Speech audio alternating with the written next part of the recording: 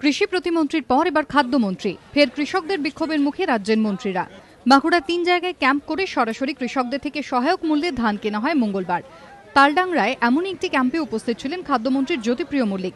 ক্যাম্পে মন্ত্রীর সামনে বিক্ষোভে ফেটে পড়েন কৃষকদের একাংশ।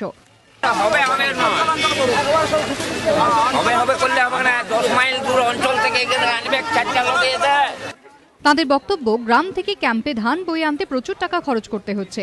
বিক্ষোভরত কৃষকদের দাবি, প্রতিটি অঞ্চলে গিয়ে ধান কিনুক সরকার।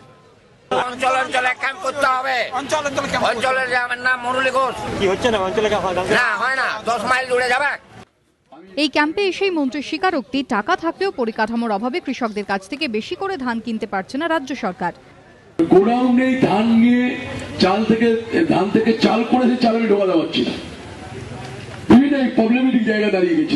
চালকে ধান কেনা তো বড় ব্যাপার না, ধান তো আমরা হুড় করে কিনতে পারি। খাদ্যমন্ত্রী জানান, আগামী বছর 15 থেকে 30 জানুয়ারি বাঁকুড়ায় ব্লকে ব্লকে ক্যাম্প করে বিপিএল রেশন কার্ড বিলি করা হবে। স্বপন নিয়োগের রিপোর্ট, এবিপি আনন্দ, বাঁকুড়া।